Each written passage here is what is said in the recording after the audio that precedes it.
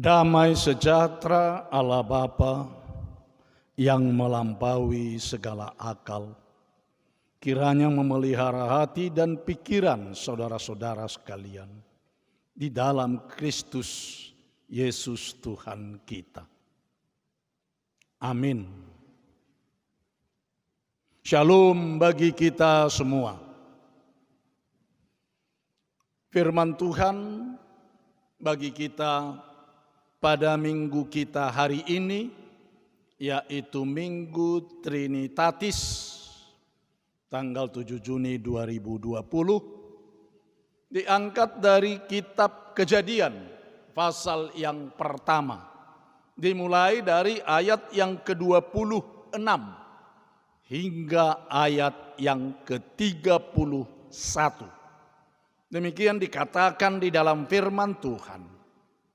Berfirmanlah Allah, baiklah kita menjadikan manusia menurut gambar dan rupa kita, supaya mereka berkuasa atas ikan-ikan di laut dan burung-burung di udara, dan atas ternak, dan atas seluruh bumi, dan atas segala binatang melata yang merayap di bumi. Maka Allah menciptakan manusia itu menurut gambarnya. Menurut gambar Allah diciptakannya dia. Laki-laki dan perempuan diciptakannya mereka. Allah memberkati mereka. Lalu Allah berfirman kepada mereka, beranak cuculah dan bertambah banyak. Penuhilah bumi dan taklukkanlah itu. Berkuasalah atas ikan-ikan di laut dan burung-burung di udara dan atas segala binatang yang merayap di bumi. Berfirmanlah Allah, lihatlah, aku memberikan kepadamu segala tumbuh-tumbuhan yang berbiji di seluruh bumi, dan segala pohon-pohonan yang buahnya berbiji, itulah akan menjadi makananmu. Tetapi kepada segala binatang di bumi, dan segala burung di udara, dan segala yang merayap di bumi yang bernyawa, kuberikan segala tumbuh-tumbuhan hijau menjadi makanannya. Dan jadilah demikian. Maka Allah melihat segala yang dijadikannya itu sungguh amat baik. Jadilah petang dan jadilah pagi, itulah hari ke-6. Demikian dikatakan di dalam firman Tuhan. Shalom bagi kita semua. Saudara seiman yang dikasihi Yesus Kristus, dulu alangkah takutnya orang-orang sakit yang akan disuntik. Sebab disuntik itu sangat sakit sekali, di mana jarumnya telah tumpul karena suntik tersebut satu-satunya milik Pak Mantri atau Ibu Bidan, terpaksa harus dipakai berulang-ulang. Dan untuk menjaga kesterilan suntik tersebut, sebelum disuntikkan harus dicuci dengan alkohol dan air panas yang mendidih. Tetapi sekarang orang-orang sudah tidak begitu takut lagi disuntik. Sebab di samping jarumnya yang sangat tajam, kesterilannya pun terjamin. Karena telah umum dipergunakan jarum-jarum suntik yang sekali pakai. Maksudnya sekali pakai kemudian buang. Alat suntik yang seperti ini pasti lebih aman dan dijamin tajam. Nah, demikian pula ketika punya bayi. Dulu sangat repot sekali karena banyaknya cucian. Apalagi pada musim hujan, beberapa puluh popok berbaris tergantung dijemur. Kadang-kadang bagaikan hiasan bergelantungan di tali jemuran dalam rumah. Karena belum masih kering, terpaksa harus disetrika supaya cepat kering. Sungguh repot sekali. Kini, kalau kita punya uang, kita tidak perlu repot-repot menahan jijik mencuci popok. Sebab sudah tersedia dijual popok yang sekali pakai. Maksudnya sekali pakai kemudian buang. Dulu ketika seorang orang tua hendak melakukan perjalanan yang jauh dengan mengendarai bus, si orang tua harus membawa termos atau botol minumannya dari rumah agar tidak kehausan di perjalanan. Sekarang tidak perlu lagi repot-repot untuk membawanya, sebab telah tersedia air mineral di dalam kemasan botol seperti Aqua, Minerale yang ada manis-manisnya dan lain sebagainya, yaitu minuman kemasan yang sekali pakai kemudian buang. Makin modern, orang makin berada dalam masyarakat yang sekali pakai, lebih praktis. Hidup menjadi lebih gampang dan sederhana. Budaya yang sekali pakai itu ternyata tidak hanya besar manfaatnya, tetapi juga boleh fatal akibatnya. Sebab seiring dengan gaya hidup dan budaya sekali pakai itu, manusia modern juga hidup dalam kebudayaan lalu buang. Sekarang kita hidup di dalam masyarakat yang berbudaya sekali pakai lalu buang, dengan orang-orang yang juga sekali pakai lalu buang. Alvin Toffler dalam bukunya Future Shock mengatakan, a disposable society with disposable people. Manusia semakin tidak dihargai, sama seperti botol air kemasan, sekali dipakai ia dianggap tak ada gunanya, dan segera setelah tak berguna ia dibuang seperti sampah. Bukankah seperti itu, saudara yang dikasihi Kristus, yang kita saksikan sekarang?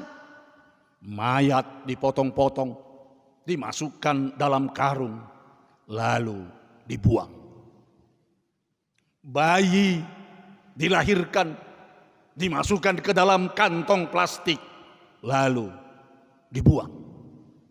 Di jalan-jalan raya, siapapun yang dianggap menghalang-halangi laju kendaraan, truk atau bus, tabrak saja, lalu dibuang.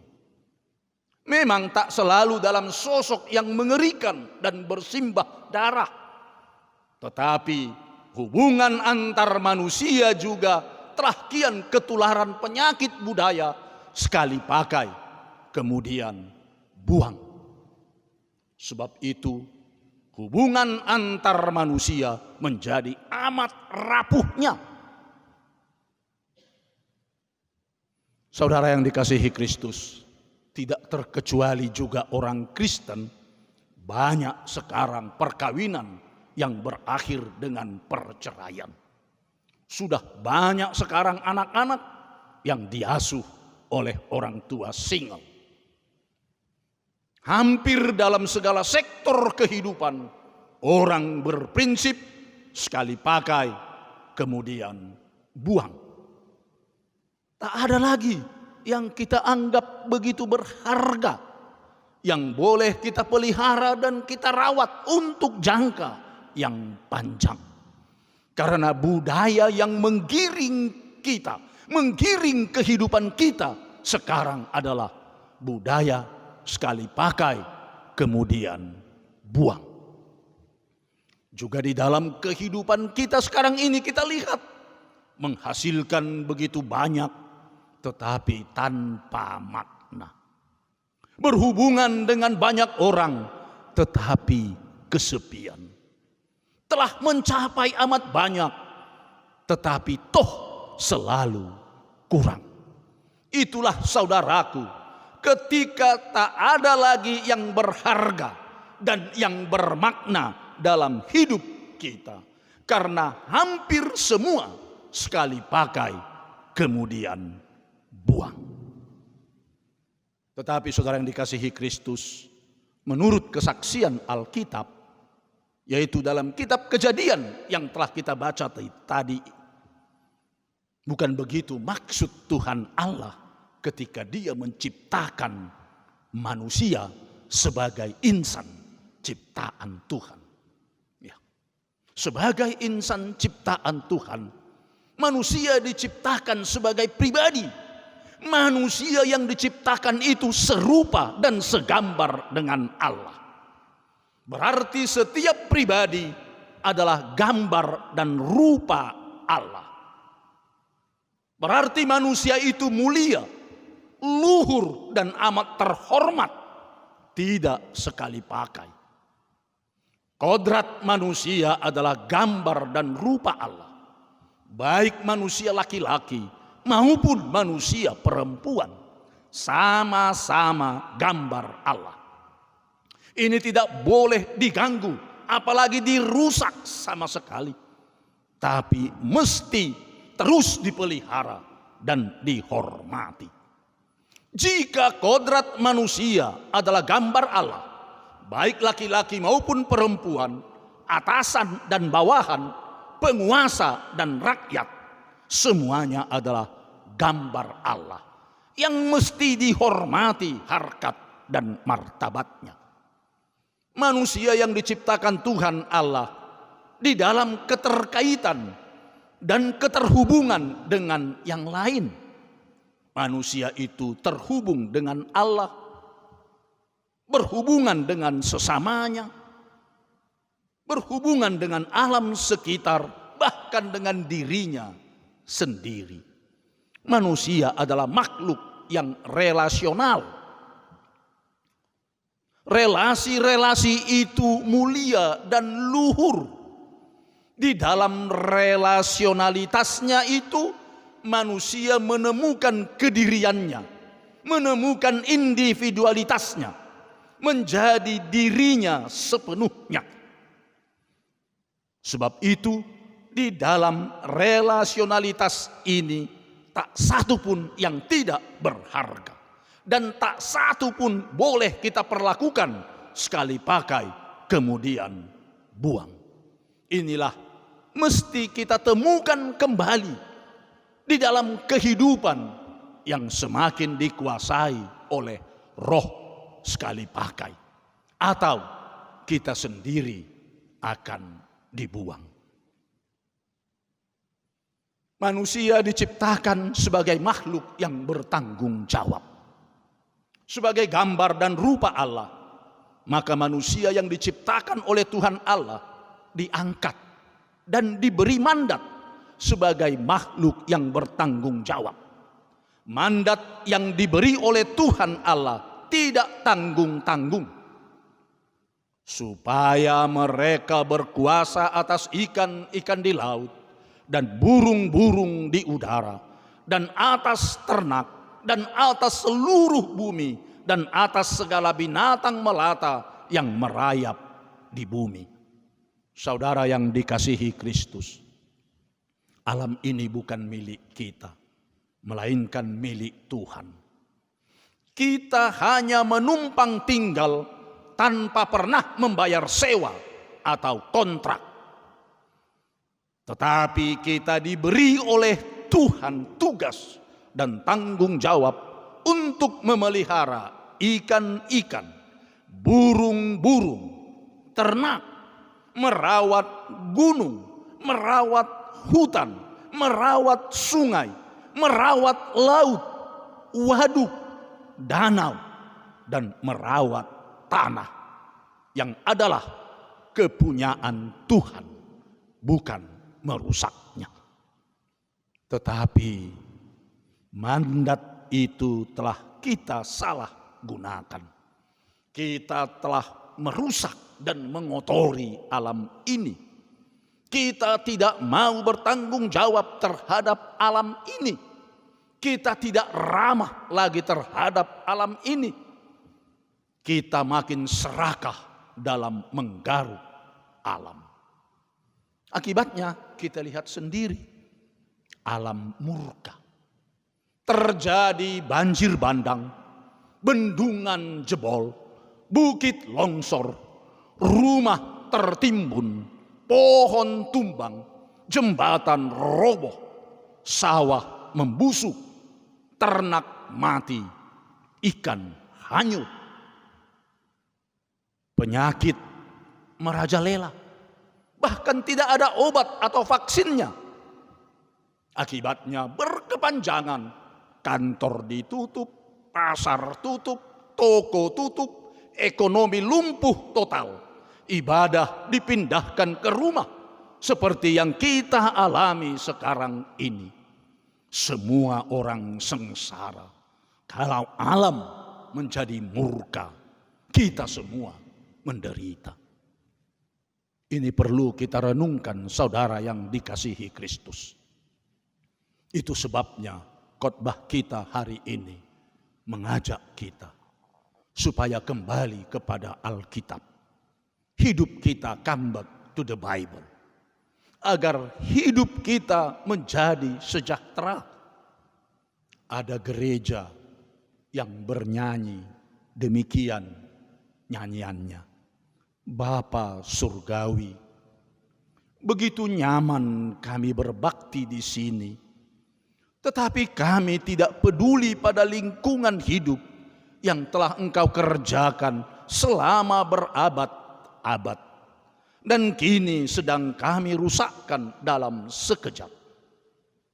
Sesamaku ciptaan Tuhan, yaitu gunung, hutan, laut, hewan dan tanaman, ampunilah dosa kami terhadap bumi dan surga. Demikian lirik nyanyian itu.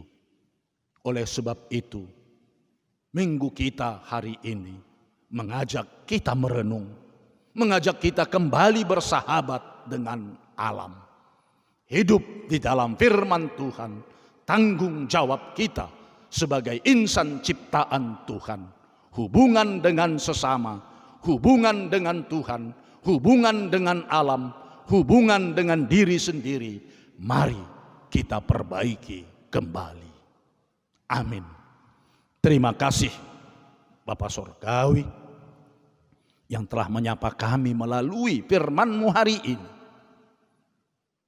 Sebagai gambar dan rupa Allah, kami punya tanggung jawab yang luhur terhadap sesama kami manusia, agar kami menghargai siapapun, tidak menjadikannya sama seperti benda, tetapi adalah yang luhur, mulia, terhormat, dan kami saling menghargai.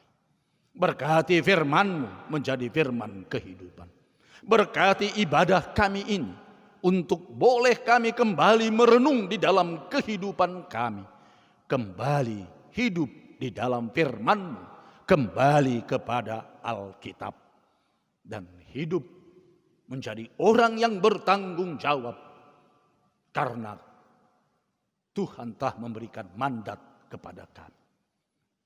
Berkati Bapa setiap kami yang hari ini beribadah, agar disentuh, dijamah oleh firman-Mu hari ini, dan firman-Mu boleh hidup di dalam hati dan kehidupan kami.